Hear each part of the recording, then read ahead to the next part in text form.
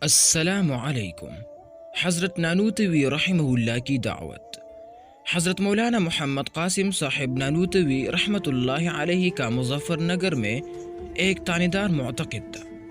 ایک دن اس نے حضرت مولانا نانوتوی رحمہ اللہ کی دعوت کی۔ مولانا نے دیکھا تھا کہ تاندار کی کمائی مشتبہ اور مشکوک ہے، اس وجہ سے اس کی دعوت کو نامنظور فرما دیا۔ تاندار نے دعوت قبول نہ کرنے کی وجہ معلوم کی تو حضرت نے فرمایا میں معذور ہوں۔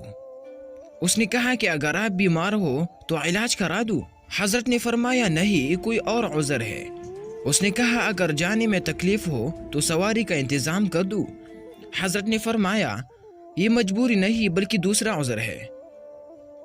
اس نے پھر درخواست کی کہ کھانا آپ کے یہاں بیچ دوں۔ آپ نے انکار فرمایا۔ اس نے عرض کیا میں خود حاضر ہو کر کھانا پیش کروں گا۔ حضرت نے صاف انکار فرما دیا۔ وہ تاندار ایک دم غصہ ہو گیا اور کہا کہ آپ نہ بزرگ ہیں اور نہ نیک، کیونکہ نبی کریم صلی اللہ علیہ وسلم نے فرمایا ہے دعوت قبول کرو اور آپ قبول نہیں کرتے۔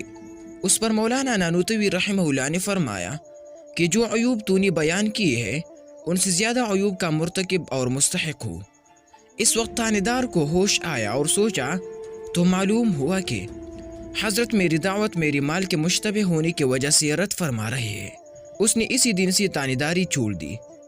کچھ دنوں بعد پھر دعوت کی اور عرض کیا کہ حضرت اب میری اپنی جائیداد کے حلال کمائی ہے، آپ کی دعوت کرتا ہوں۔ مولانا محمد قاسم صاحب رحمہ اللہ نے دعوت منظور فرمائی اور اس سے فرمایا کہ ملازمت بھی کرو لیکن دیانتداری سے کام لو، کیونکہ تانداری کرنا دیانتداری کے ساتھ تمام بلائیوں سے بڑھ کر ہے، کیونکہ محتسب کے درجے میں تاندار ہوتا ہے۔